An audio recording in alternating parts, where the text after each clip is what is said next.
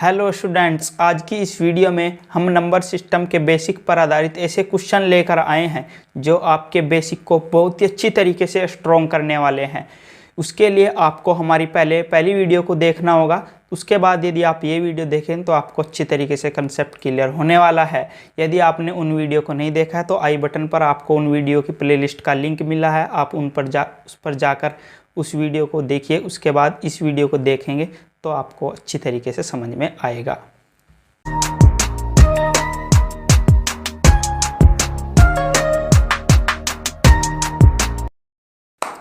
नमस्कार, मैं योगेश कुमार स्वागत करता हूं आपका योगेश यूनियन एकेडमी के यूट्यूब चैनल पर, जहां हम आपको बेसिक मैथ सिखा रहे हैं बिल्कुल जड़ से। यदि आप किसी भी कॉम्पिटिटिव एग्जाम की तैयारी कर रहे हैं या किसी एकेडमिक में पढ़ रहे हैं और मैथ आपकी समझ में नहीं आता है तो उसका मतलब है कि आपका जो बेसिक है वो बहुत ही ज़्यादा वीक है।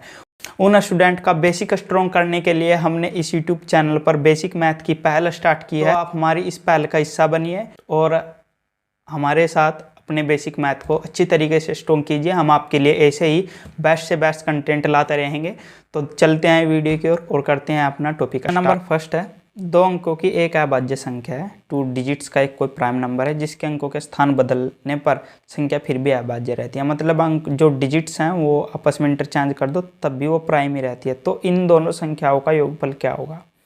देखिए, 10 से लगाकर 99 तक की जितने भी नंबर होंगे वे सब 2 डिजिट के ही होंगे, ये सबको पता है। तो हमें उनके बीच में ऐसे नंबर छांटने हैं जिनको आपस में इंटरचेंज कर दे तो तब भी वो प्राइम ही रहता है। मतलब इकाई के स्थान पर दाई और दाई के स्थान पर इकाई रखते हैं तब भी वो कैसी रहेगी? प्राइम ही रहेगी। तो सबसे पहले बात करते हैं कि इस तरीके का नंबर कौन सा होता है। तो इस तरीके का जो नंबर होगा सबसे पहला वो होगा हमारा 31 और 30। देखिए, इनको सम करते हैं। अब इनको सम कीजिए, कितना होगा? 4 4। अगर हम इसकी बात करें 31 की, देखिए ये भी प्राइम नंबर है, और 13 की बात करें ये भी प्राइम नंबर है। तो दोनों प्राइम नंबर है। 1 की जगह 3 और 3 की जगह 1 यहाँ पर हमने रखा तो हमारे पास 44 आया। इसका मतलब इसका जो आंसर होगा वो बी होगा। इसके अतिरिक्त और भी हमारे पास इस तरीके के नंबर होते हैं जो प्राइम है आपस में डिजिट्स को इंटरचेंज करने पर भी।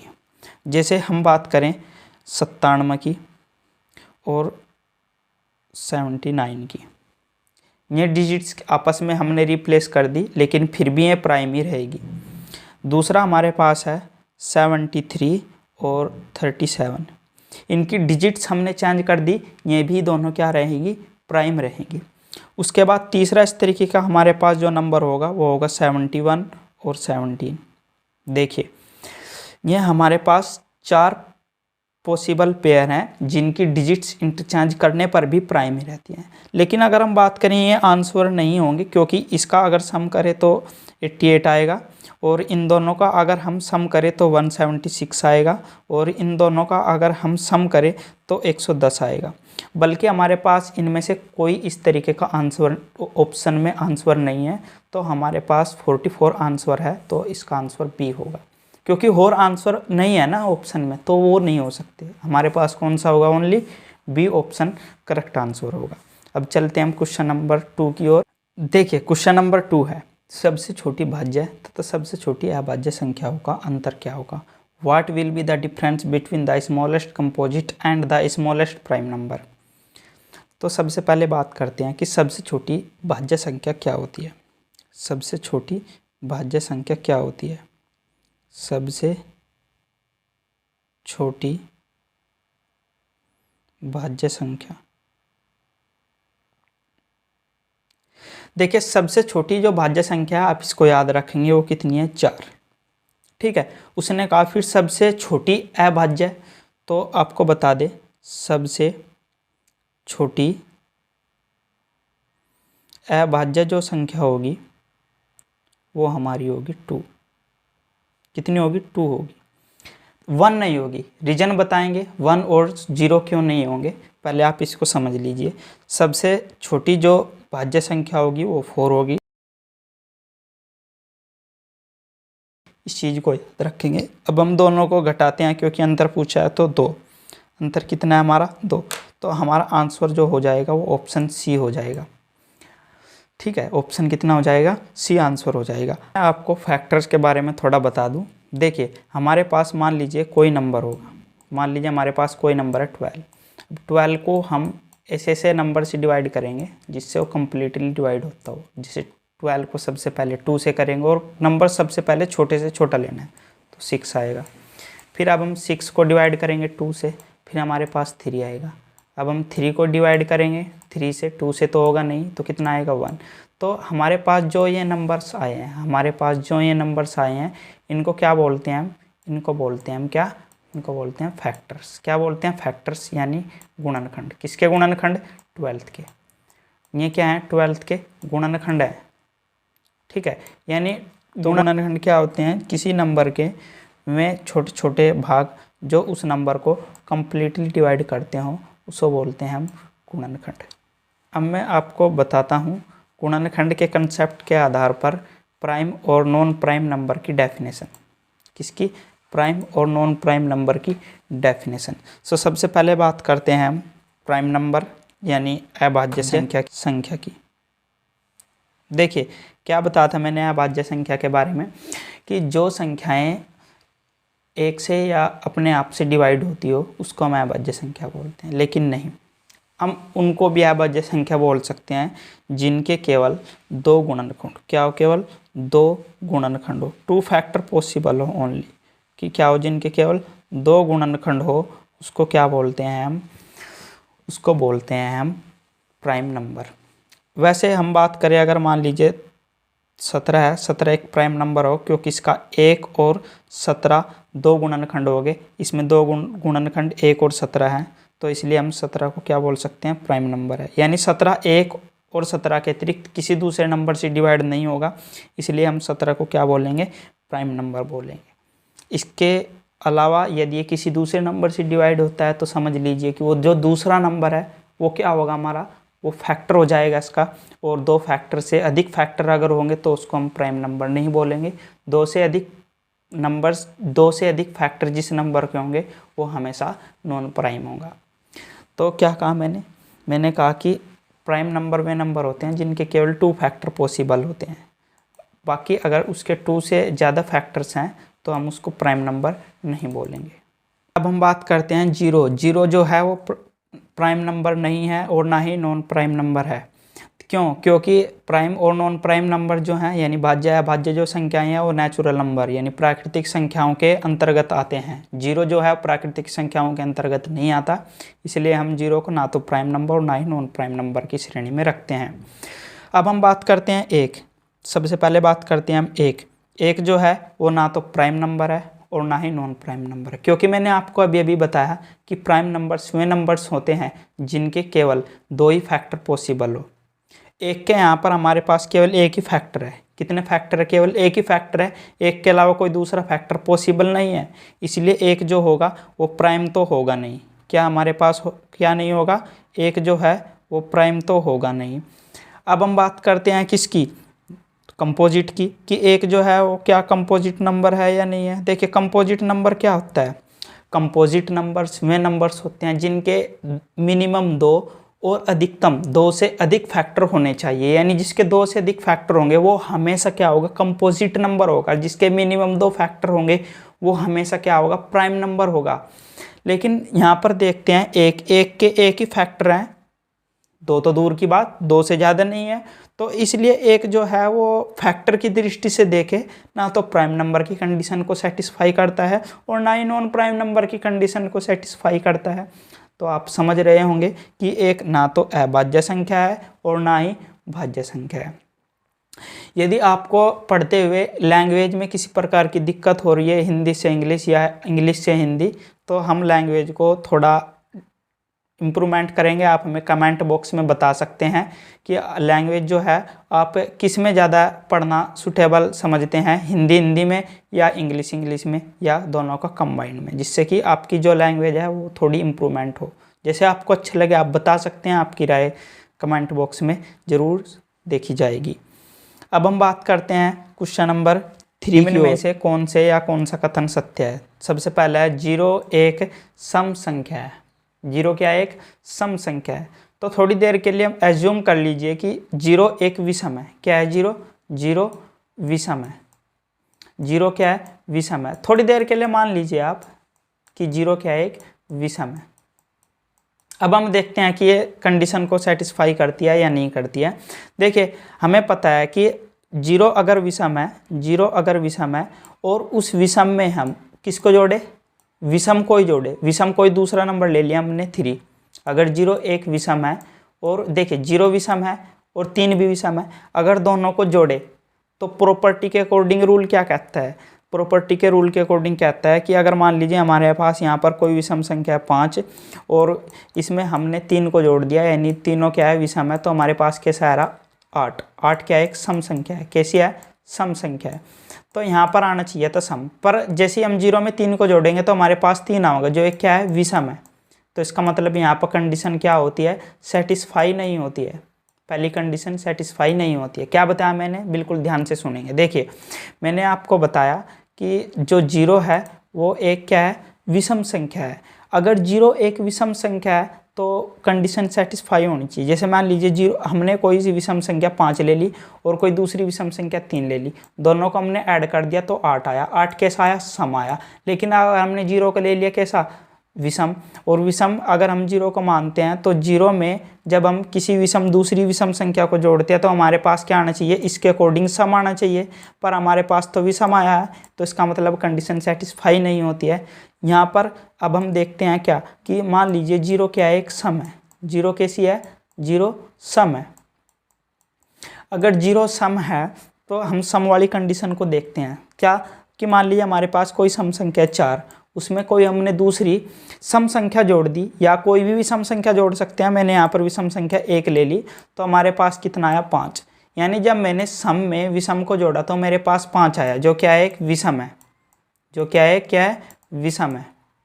तो आपको पता होगा अगर हम 0 को सम माने, 0 में 1 को जोड़े, 1 क्या है? विषम है, तो हमारे पास क्या क्या आता है? 1 ही आता है, जो क्या है? एक विषम है। इसका मतलब यहाँ पर कंडीशन सेटिस्फाई होती है। हम 0 को सम माने और सम मानकर उसमें किसी विषम नंबर को जोड़ दे तो विषम ही आता है। और वैसे ही हम 4 को अगर हम ले 0 की जगह 4 में 1 को जोड़े, यानी विषम को जोड़े, तो 5 आ रहा। तो इसका मतलब क्या होगा? 5 एक विषम संख्या है।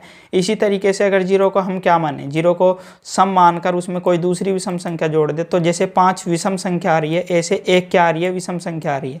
तो इसका मतलब जो दिया हुआ पहला स्टेटमेंट है वो बिल्कुल सही है कि ए जो है वो क्या है? सम संख्या है। अब हम बात करते हैं दूसरा क्या हमारे पास? एक न तो अभाज्य संख्या है और न ही भाज्य संख्या है। इसका मतलब ऑप्शन बी भी सही है। मैंने आपको पीछे बताया अभी कि एक न तो भाज्य है और न ही अभाज्य, क्योंकि एक जो है हमारे पास, उसके पास केवल एक ही गुणनखंड है। एक गुणनखंड की वजह से ना तो भाज्य ना ही अभाज्य, क्योंकि भाज्य संख्याओं के 2 गुणनखंड से अधिक ज़्यादा गुणनखंड होने चाहिए और अभाज्य संख्याओं के क्या? 2 गुणनखंड मिनिमम होने चाहिए। एक के केवल एक ही गुणनखंड, ना तो भाज्य संख्या की कंडीशन ना ही अभाज्य संख्या की कंडीशन सेटिस्फाई होती है। तो इसलिए ऑप्शन बी जो है वो हमारा करेक्ट है। उसके बाद है ऑप्शन सी कि 4 सबसे छोटी भाज्य संख्या है। बिल्कुल ठीक है, 4 सबसे छोटी भाज्य संख्या, क्योंकि 3 तो अभाज्य है और 2 क्या है? 2 भी अभाज्य संख्या है, दोनों अभाज्य हैं, लेकिन 4 सबसे छोटी संख्या है जो 2 से कटती है, इसलिए 4 क्या होगी? अभाज्य संख्या। 4 जो होगी वो भाज्य संख्या होगी। अब बात करते हैं ऑप्शन डी की। ऑप्शन डी में क्या कहा गया है कि 0.5 एक धनात्मक पूर्णांक है। यह स्टेटमेंट गलत है बिल्कुल, क्योंकि पूर्णांक, पिछले वीडियो में मैंने आपको बताया था कि पूर्णांक क्या होता है। पूर्णांक का मतलब होता है पूर्णांक। क्या होता है पूर्णांक का मतलब? पूरा अंक, यानी ना तो दशमलव में होना चाहिए और ना ही भिन्न में होना चाहिए। अगर भिन्न में है, ना तो दशमलव में होना चाहिए और ना ही भिन्नात्मक होना चाहिए, क्योंकि अगर वो भिन्नात्मक है तो उसको हम p/q की फॉर्म में लिख सकते हैं। अगर वो पूर्णांक हो तो वहाँ पर q इक्वल टू क्या होना चाहिए? 1 होना चाहिए। अगर q इक्वल टू 1 है तो समझ लीजिए कि वो पूर्णांक है। परंतु 0.5 क्या है? 0.5 एक अधूरा अंक है। 0.5 क्या एक अधूरा अंक है। पॉइंट हटाई हमने, नीचे 2 लगाया, तो देखें यहाँ पर q जो है हमारे पास कितना आ रहा है? 10 आ रहा है। परंतु पूर्णांक में q बराबर क्या होना चाहिए? 1, तभी जाकर वो पूर्णांक बनता है। इसलिए ऑप्शन डी जो है वो इनकरेक्ट आंसर है। अब हम देखते हैं कि कौन कौन से सेटिस्फाई हमारे स्टेटमेंट होते हैं। देखिए A B C तो सही है, A B C तो सही है, ठीक है, तो ए बी सी सही है, ऑप्शन डी हमारा क्या होगा, करेक्ट आंसर होगा। अब हम बात करते हैं क्वेश्चन नंबर 4 की। निम्न में सत्य तथा असत्य कथनों पर विचार कीजिए। देखिए क्वेश्चन हमने इसी तरीके से बनाए हैं ताकि आपका बेसिक स्ट्रॉन्ग हो, और क्वेश्चन जिस तरीके से पूछा जा सकता है उस पॉइंट को स्पेशल ध्यान दिया गया है, और जिस तरीके से आपका बेसिक भी स्ट्रॉन्ग हो सकता है बिल्कुल ए टू जेड, उसका भी स्पेशल ध्यान रखा गया है इन क्वेश्चन में स्पेशली। तो क्वेश्चन देखिए क्या कहता है कि सत्य असत्य कथनों पर विचार करना है। सबसे पहला स्टेटमेंट हमारे पास क्या, कि प्रत्येक पूर्णांक एक परमेय संख्या होती है। बिल्कुल ये बात बिल्कुल ठीक है, क्योंकि अगर हमारे पास कोई नंबर 5 है, 5 एक पूर्णांक है, पूर्णांक है, अभी बताया मैंने 5 क्या एक पूर्णांक है, क्योंकि इसका हर क्या होता है, 1 है, और जिसका हर 1 हो, यानी देखिए हमने इसको p बाई क्यों की फॉर्म में लिख दिया, किसकी फॉर्म में लिख दिया, p बाई क्यों की फॉर्म में लिख दिया। 5 एक पूर्णांक था, उसको हमने किसकी फॉर्म में लिख दिया, p बाई क्यों की फॉर्म में लिख दिया। क्यों इक्वल टू अगर 0 ना हो तो वो हमेशा क्या होगी, परमेय संख्या होती है, और यहाँ पर क्यों इक्वल टू 1 है, इसलिए 5 क्या होगा, हम p बाई क्यों की फॉर्म में लिख सकते हैं, और 5 क्या होगी, एक परमेय संख्या होगी। ठीक है, और अब हम बात करते हैं b क्या है, परमेय संख्या एक पूर्णांक होती है, इसका अपोजिट है, तो ऑप्शन बी हमारा क्या होगा, इनकरेक्ट आंसर होगा। दूसरा हमारे पास क्या कहा गया तीसरे ऑप्शन में, सॉरी, पूर्ण संख्याएं सदैव धनात्मक होती हैं। पूर्ण संख्याएं, देखिए पूर्ण संख्याओं के बारे में बताया था मैंने, W से डिनोट करते हैं वोल नंबर।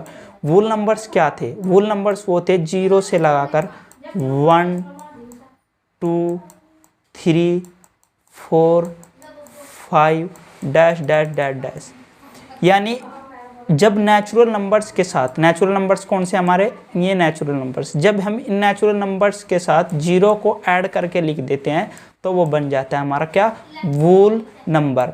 यानी वोल नंबर सदैव धनात्मक होते हैं। धनात्मक क्यों होते हैं, क्योंकि वोल नंबर भी एज ए नेचुरल नंबर का एक क्या होता है, 0 के साथ एक कॉम्बिनेशन होता है, तो उसको हम धनात्मक बोलते हैं, क्योंकि नेचुरल नंबर्स क्या होंगे, हमेशा धनात्मक होते हैं और काउंटिंग करने में प्रयोग किए जाते हैं। ठीक है, पूर्ण संख्याएं सदैव धनात्मक होती है। अब हम क्या कहा, नेक्स्ट ऑप्शन जो सी है हमारा, यानी वो बिल्कुल ठीक है। अब बात करते हैं हम ऑप्शन डी की ओर। देखिए क्या कहा है ऑप्शन डी में, कि इन्हीं दो संख्याओं के बीच अनंत परिमेय और अपरिमेय संख्या होती है। अगर यहाँ पर बात करें इस स्टेटमेंट की, तो यह स्टेटमेंट भी बिल्कुल करेक्ट है। कैसे, देखिए मान लीजिए कोई नंबर लाइन है, ये कोई नंबर लाइन है, यहाँ पर 0 है, सेंटर पे 0 है, यहाँ पर हमने कोई पूर्णांक ले लिया 2, यहाँ पर कोई हमने पूर्णांक ले लिया 5। देखिए इसके बीच में इसके बीच में हमारे पास क्या आएगा, इसके बीच में हमारे पास 3 आएगा, 4 आएगा। 3 और 4 क्या है, एक परिमेय संख्या मान सकते हैं, हम मान सकते हैं। इनके बीच में हमारे पास अगर यहाँ पर बात करें, इस वाले पॉइंट पर बात करें, तो इस वाले पॉइंट पर क्या होगा, सपोज करो 2.5 होगा। 2.5 क्या है, एक, या 2.3 क्या होगा, 2.3 एक क्या होगा, हमारे पास परिमेय संख्या होगी। इसके आगे अगर हम बात करें यहाँ पर, तो 2 पॉइंट कितना हो सकता है, वो 4 हो सकता है। 2.4 भी एक क्या है, परमेय संख्या है। इसके जस्ट पीछे की अगर बात करें हम, तो इस 5 के पीछे की बात करें, तो यहाँ पर हमें क्या मिल सकता है, यहाँ पर हमें मिल सकता है 4.8। यानी 2 और 5 के बीच में हम ऐसी infinite number of fractions find कर सकते हैं जो p बाई क्यू की फॉर्म में लिखी जा सकती है। 4.8, भाई 8 1 भी तो हो सकता है, 8 1 2 भी तो हो सकता है, 8 1 3 2 भी तो हो सकता है, कुछ भी हो सकता है। इनफाइनाइट, ऐसे ऐसे आगे तक लिखते जाएंगे, इनफाइनाइट नंबर ऑफ फ्रैक्शन यहाँ पर इनके बीच में हम रख सकते हैं। इसका मतलब ये बात तो सच हो गई कि इन्हीं दो संख्याओं के बीच में अनंत परिमेय संख्या होती है।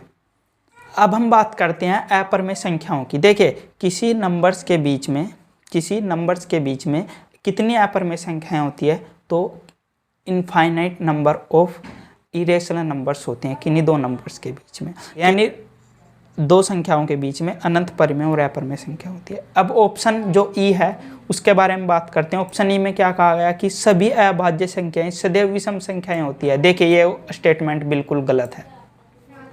सभी अभाज्य संख्याएं सदैव विषम संख्याएं होती है। अगर 2 को छोड़ दें, 2 को छोड़, देखिए 2 क्या है हमारे पास, 2 1 क्या है, अभाज्य संख्या है।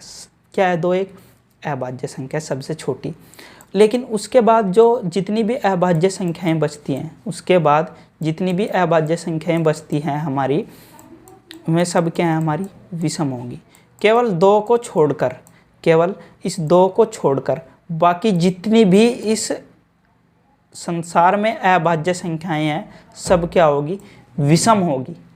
दो को छोड़कर विषम होगी, इसलिए दो क्या होगा हमारे पास एक अभाज्य संख्याएं होगी और विषम है। तो ये स्टेटमेंट दो की वजह से गलती हो जाता है, इसलिए हमारे पास कौन कौन से ऑप्शन सही है, ए सी डी। ए सी डी देखिए, ए सी डी सत्य है तथा बी ई असत्य है, तो ऑप्शन जो है इसमें करेक्ट आंसर हमारे पास क्या हो जाएगा, सी हो जाएगा। चलो अब देखते हैं नेक्स्ट क्वेश्चन। क्वेश्चन नंबर 5 में क्या कहा गया है, निम्न कथनों में अपरिमेय संख्याओं के लिए सत्य तथा असत्य होने पर विचार कीजिए। यहाँ पर ये ऐसा क्वेश्चन है जिसमें आपका अपरिमेय जो कंसेप्ट है वो अच्छी तरीके से क्लियर हो जाएगा। देखिए मैं आपको क्या कहना चाहता हूँ, ऑप्शन ए देखिए, अपरिमेय संख्याओं को p बाई क्यू की फॉर्म में नहीं लिखा जाता है। Irrational number can not be written in the form p by q. ये बात बिल्कुल ठीक है, p बाई क्यू की फॉर्म में हम केवल रेशनल नंबर को लिख सकते हैं, इरेशनल नंबर को नहीं। तो ऑप्शन ए जो हमारा है वो करेक्ट है। अब देखिए ऑप्शन नंबर बी में क्या कहा गया है, दो परिमेय संख्याओं के बीच अनंत परिमेय तथा अपरिमेय संख्याएं लिखी जा सकती है। दो परिमेय, वहाँ पर नंबर थे दो और वहाँ पर नंबर कहा गया था पिछले क्वेश्चन में, यहाँ पर क्या कहा है, दो परिमेय संख्याओं के बीच अनंत परिमेय तथा अपरिमेय संख्याएं लिखी जा सकती हैं। तो ऑप्शन जो है हमारा वो बी भी क्या है, करेक्ट है। आपको एक बार और हम अच्छी तरीके से बता दें, देखिए हमारे पास कोई ये नंबर लाइन है, ये क्या है, नंबर लाइन है। यहाँ पर हमने 0 को रख दिया और यहाँ पर कोई नंबर हमने 2 लिख दिया, सॉरी यहाँ पर हमने कोई नंबर क्या लिख दिया, 2 लिख दिया। और उसके बाद हम बात करते हैं, यहाँ पर कोई नंबर ले लिया हमने 5, ठीक है। अब हम देखते हैं कि ये p बाई के, सॉरी ये हम मान सकते हैं कि ये दोनों क्या हैं, ये दोनों क्या है, रेशनल नंबर है, परिमेय संख्या है। अब इनके बीच में अनंत परिमेय और अपरिमेय संख्याएं लिखी जा सकती है। मैंने आपको अभी बताया कि इनके बीच में अनंत जो है वो परिमेय संख्याएं लिखी जा सकती है। कैसे, जैसे 2 है, 2 के जस्ट आगे क्या होगा, 2.1 होगा, फिर 2.1, 2 भी हो सकता है, 1 2 3, फिर उसके बाद 2.1 4 1 इनफाइनाइट तक ऐसे जाएंगे। और infinite number of irrational number, sorry infinite number of rational number हम इनके बीच में रख सकते हैं। अब बात करते हैं इरेशनल नंबर की, इनके बीच में हम इरेशनल नंबर भी रख सकते हैं। जैसे अगर बात करें हम रूट 5 की अगर जो वैल्यू होती है वो होती है 2.25 समथिंग, और डैश डैश डैश डैश आगे तक चलती रहती है, ये 2 के बाद आएगी। तो यहाँ पर हमने देखा कि जो इनफाइनाइट नंबर्स होते हैं इनके बीच में, तो आप इस बात को याद रखें कि दो परिमेय संख्याओं के बीच में अनंत अपरिमेय और परिमेय संख्याएं लिखी जा सकती है। अब हम बात करते हैं ऑप्शन नंबर सी की, और ऑप्शन सी में क्या कहा है कि जिन संख्याओं का वर्गमूल नहीं लिया जा सकता वे सदैव अपरिमेय संख्या होती है। देखिए ये जो ऑप्शन है ये भी करेक्ट है। ये ऑप्शन कैसा है हमारा, करेक्ट है बिल्कुल। देखिए क्या कहा गया है इसमें, क्या है इसका कंसेप्ट। देखिए जिन संख्याओं को वर्गमूल नहीं लिया जा सकता, सपोज करो हमने ऐसी कोई संख्या 4 ले ली, 4 का अब हम वर्गमूल लेते हैं, तो 4 का वर्गमूल कितना आता है, हमेशा 2 एक परिमेय संख्या, क्योंकि इसका हर एक है, p बाई क्यू के फॉर्म में लिख दिया। अगर हम बात करें 9 की, 9 को हमने लिख दिया, रूट की फॉर्म में लिख दिया, तो हमारे पास आ जाएगा 3। ये दोनों क्या हमारी, ये दोनों हमारी p बाई क्यू की फॉर्म में, यानी रेशनल नंबर, ठीक है। इसका मतलब यहाँ पर ये स्टेटमेंट ये आपको नॉलेज देना चाहता है कि हर एक नंबर होता है, यानी प्रत्येक नंबर जो होता है वो रूट वाला अगर हो तो ज़रूरी नहीं कि वो अपरिमेय हो, इरेशनल हो, वो रेशनल भी हो सकता है अगर उसका रूट खुल जाए, जैसे यहाँ पर खुल गया। अब इरेशनल यानी अपरिमेय नंबर्स कौन सा होगा, वो होगा जैसे हमने 3 ले लिया।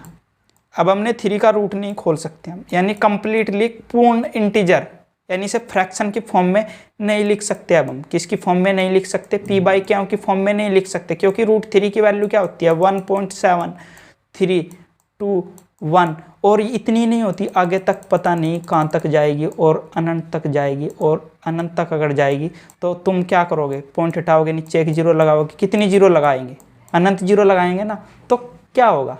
इसका मतलब क्या है कि इसको पी बाई क्यू के फॉर्म में नहीं लिख सकते। √3 क्या है, एक अपरिमेय संख्या होगी। ऐसे ही √5 है, √5 है, ये भी क्या है, एक पी बाई क्यू के फॉर्म में नहीं लिखने वाला नंबर है। इसका मतलब जिनका वर्गमूल नहीं लिया जा सकता में परिमेय संख्याएं से देव अपरिमेय होती है। ठीक है, अब हम बात करते हैं ऑप्शन नंबर डी की। देखिए डी में क्या कहा गया है कि पाई एक अपरिमेय संख्या है, तो बिल्कुल ठीक है। देखिए इस कंसेप्ट को थोड़ा ध्यान से समझेंगे। देखिए पाई जो होती है उसकी वैल्यू क्या होती है, पाई की कुछ कहते हैं कि पाई की वैल्यू 22/7 है। कितनी है, 22/7, बिल्कुल ठीक है। देखिए पाई को अगर हम 22/7 की फॉर्म में लिख देते हैं तो इसका मतलब ये तो पी हो गया और ये हो गया क्यों, यानी 22/7 को हम पी बाई क्यू की फॉर्म में लिख सकते हैं। फिर तो पाई को जो है ना रेशनल नंबर होना चाहिए था ना, परिमेय संख्या होना चाहिए था, पर ये तो अपरिमेय कहा है इसने, तो इसका मतलब क्या हो गया कि कुछ ना कुछ तो दिक्कत है। दिक्कत क्या है, अब यहाँ पर देखते हैं।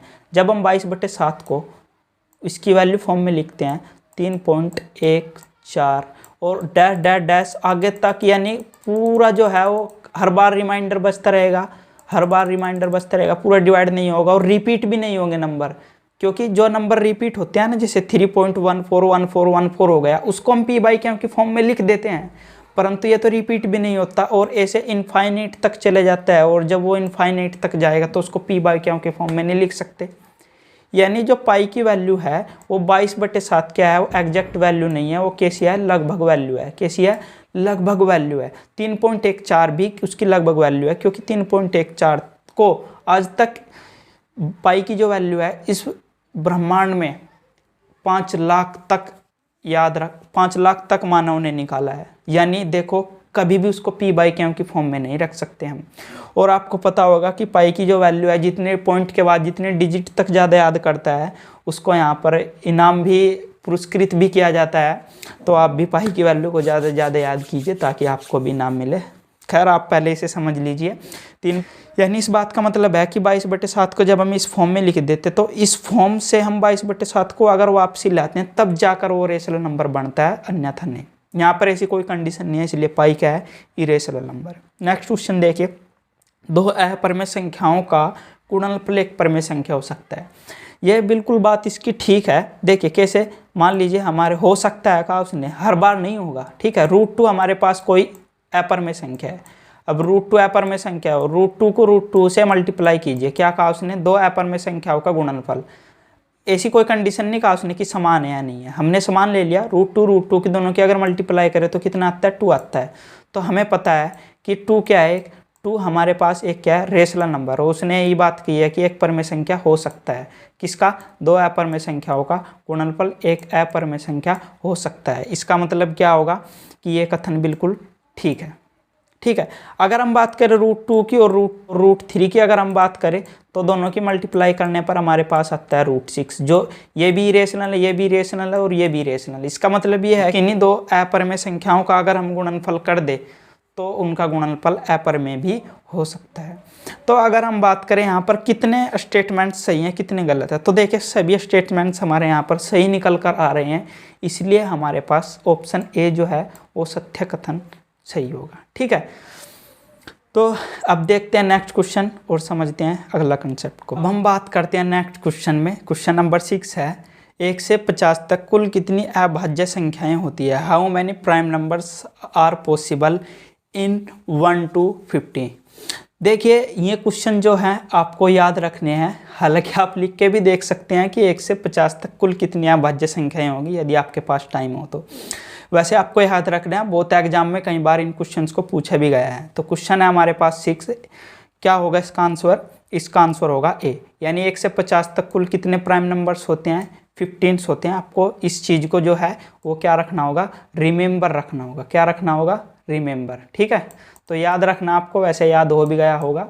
अब देखें नेक्स्ट, 50 से 100 तक कुल कितनी अभाज्य संख्याएं हैं, यानी अब 50 से 100 तक टोटल प्राइम नंबर्स पूछे तो आपको याद रखना होगा कितने टोटल प्राइम नंबर्स होते हैं, 10। फिर पूछा है 1 से 100 तक कुल कितनी अभाज्य संख्याएं होती है। देखिए 1 से 50 तक तो 15 थी और 50 से 100 तक 10 थी, तो दोनों को ऐड कर दीजिए 25 हो जाएगी। यानी 1 से 100 तक कुल कितनी अभाज्य संख्याएं होगी, 25 होगी। इस चीज़ को आपको याद रखना है। अब बात करते हैं हम क्वेश्चन नंबर 9 की। किसकी बात करेंगे अब हम? क्वेश्चन नंबर 9 की करेंगे। देखिए क्वेश्चन नंबर 9 में क्या कहा गया है, बिल्कुल ध्यान से देखना। इस क्वेश्चन से आपके बहुत कंसेप्ट क्लियर होंगे। देखिए क्या कहा है क्वेश्चन नंबर 9 में। क्वेश्चन नंबर 9 में कहा गया है कि निम्न में कौन सी अपरिमेय संख्या है, यानी वो अपरिमेय संख्या वही होगी जिनको हम p/q की फॉर्म में नहीं लिख सकते। तो सबसे पहले बात करते हैं हम ऑप्शन नंबर ए की। किसकी बात करते हैं? ऑप्शन नंबर ए की। देखिए ऑप्शन नंबर ए एक ऐसी फ्रैक्शन है जिसको बार की फॉर्म में लिखा गया है, और हमें से याद रखना जिसको बार में हम लिख देते हैं उसको p/q की फॉर्म में रखा जा सकता है। कैसे रखा जा सकता है आपको मैं क्लियरली बता दूं। आपको मैं बता दूं कि मान लीजिए हमारे पास 0.3 है, इसे क्या लिख सकते हैं हम? 0.3333 dash dash dash dash infinite बार चल सकता है। वो x के बराबर है। किसके बराबर है? वो x के बराबर है। अब हम दोनों और 10 की मल्टीप्लाई करते हैं। किसकी मल्टीप्लाई करो? दोनों और 10 की। देखिए जब हम 10 की यहाँ पर मल्टीप्लाई करेंगे तो हमारे पास जो पॉइंट है ये एक पॉइंट आगे आ जाएगी। जब इधर 10 की मल्टीप्लाई की जाएगी तो हमारे पास आ जाएगा ये dash dash dash dash infinite तक, और इधर हो जाएगा कितना? 10x हो जाएगा। ठीक है। फिर उसके बाद हम बात करते हैं क्या, इस 3.33 को हम ब्रेक करके लिख सकते हैं ऐसे 0.3333 डैश डैश डैश डैश, और ये 10x जो है वो एज इट इज इधर ऐसे ही। आपको पता होगा कि अगर हम इन दोनों को जोड़े तो हमारे पास वो ऊपर का जो नंबर है वो एज इट इज आ जाएगा। ठीक है। अब हमें पता है कि इस नंबर्स को हमने क्या माना है, इस नंबर्स को हमने क्या माना है, ये वाला जो नंबर है इस नंबर को हमने x माना था। वो देखिए ऊपर यहाँ पर इस नंबर को अगर हमने x माना था तो हमें पता है इसको हम x लिख सकते हैं, यानी 3 प्लस इसे x लिख सकते हैं, और इज इक्वल टू क्या हो जाएगा हमारे पास, ये 10x हो जाएगा। ठीक है। और जब हम 3 को तो इधर ही रखेंगे 3, और जो 10x है इधर x जाकर ये माइनस हो जाएगा, यानी 10x माइनस x हो जाएगा। और इस तरीके से हमारे पास क्या होगा, 10x में से x गया कितना होगा, 9x। कितना होगा? 9x, और इज इक्वल टू कितना हो जाएगा हमारे पास 3। कितना होगा? 9x is equal to 3।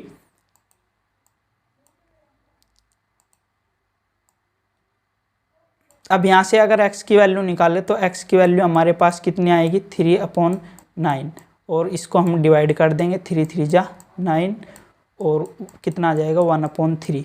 यानी हमने इसको p/q की फॉर्म में लिख दिया। किसकी फॉर्म में लिख दिया? p/q की फॉर्म में लिख दिया। जब हम 0.33 को 33 डैट डैट बार को p/q की फॉर्म में लिख सकते हैं तो इसका मतलब क्या हो गया, ये तो एक रेशनल नंबर हो गया। देख ये जो क्वेश्चन है और इसके जो ऑप्शंस है उनको मैं क्लियर करूंगा, लेकिन उनका थोड़ा लेवल जो हाई होगा। बाकी मैं आपको अच्छी तरीके से भी आगे आने वाली वीडियो में अच्छी तरीके से भी कंसेप्ट क्लियर कर दूंगा। यदि आप थोड़े समझदार हैं तो आपको ये कंसेप्ट समझ में आ गया होगा कि कैसे बार वाली संख्या को हम p/q की फॉर्म में लिख सकते हैं। इसके लिए मैं अलग से भी टॉपिक लेकर आऊँगा, तो आपको हमारे चैनल को सब्सक्राइब कर लेना। आपको अच्छे से अच्छे हम टॉपिक यहाँ पर प्रोवाइड करेंगे। आपको मैथ का शेर बना देंगे, शेर, और आप कहोगे कि वाह क्या हमें यूट्यूब चैनल मिला था। क्योंकि हमारा कोई मोटिव नहीं है किसी प्रकार का कि हम आपसे पैसे अर्न करें या कुछ वो करें। हम आपको फ्री ऑफ कॉस्ट में पढ़ाते हैं। ठीक है। और फ्री ऑफ कॉस्ट में पूरा सिलेबस कोई नहीं कराता। आप यूट्यूब चैनल के कितने भी चैनल को देख लीजिए, कंप्लीट कोर्स किसी का नहीं है। सिर्फ आपको जीनियस पढ़ाएंगे मैथ का। आपको हमारे चैनल के साथ ऐसे ही जुड़े रहना है। अगर हम बात करें, देखिए ये ऑप्शन नंबर जो बी है इसमें क्या आ गया 3.14। अगर हम बात करें ना, ये पाई की वैल्यू है लगभग। देखिए पाई की 3.1428 dash dash dash dash dash, कहाँ तक आप कैसे p/q की फॉर्म में कन्वर्ट करोगे? इसे p/q की फॉर्म में कैसे कन्वर्ट करोगे? नहीं कर सकते इसको p/q की फॉर्म में कन्वर्ट, क्योंकि कोई होशियार होते। देखिए 3.14 है, ठीक है। आप पॉइंट हटाओगे, नीचे 1 लगाओगे, इसके बाद 2 जीरो लिख दिया, पी बाई क्यू की फॉर्म में कन्वर्ट होगा। पर ये तो डैश डैश डैश करके आगे इन्फिनिटी तक जा रहा है, कैसे करोगे फिर? कितनी जीरो लगाओगे आप इसके आगे? कितनी लगाओगे? नहीं लगा सकते ना, पी बाई क्यू की फॉर्म में नहीं हो सकता है भैया। अब देखते हैं हम 22/7। 22/7 आपको पता है पी बाई क्यू की फॉर्म में ऑलरेडी है, तो 22/7 एक क्या है, हमारी परमेय संख्या है। अब बात करते हैं साइन 15 कोस 15, ये थोड़ा एक्स्ट्रा आ गया है यहाँ पर खैर कोई बात नहीं। मैं आपको, यदि आप थोड़े समझदार हो तो आपको इस पॉइंट को अच्छी तरीके से समझ सकते हैं। देखिए क्या है लॉजिक और क्या नहीं है। देखिए हमारे पास क्वेश्चन दिया हुआ है साइन 15 और कोस 15। आपको क्या काम करना है, इसकी ऊपर नीचे मल्टीप्लाई कर देनी है। तो ये जो 1/2 है, ये वाला 1/2 है, ये तो रहेगा जू का तू, सॉरी ये जो 1/2 है ये तो रहेगा जू का तू, और जो अंदर वाला 2 है वो बना देगा फॉर्मूला। किसका? ये फॉर्मूला बना दे किसका? साइन 2a का। और साइन 2a का फॉर्मूला आपको पता है क्या होता है? साइन 2a का फॉर्मूला होता है हमारे पास sine a into cos a। तो ये फॉर्मूला बना देगा, ये इस फॉर्म में है, हमें इस फॉर्म में बनाना है। तो यानी ये हो जाएगा साइन 2a की जगह कौन है? 15, और 15 दूनी 30, यानी हो जाएगा साइन 30। क्या हो जाएगा? साइन 30 हो जाएगा, और साइन 30 हो जाएगा, ठीक है। और देखिए साइन 30 की वैल्यू होती है 1/2। इसके अपॉन में ऑलरेडी 2 है, एक ये वाला जो 2 है ये इसके अपॉन में एज इट इज रहेगा। अब हमारे पास क्या होगा,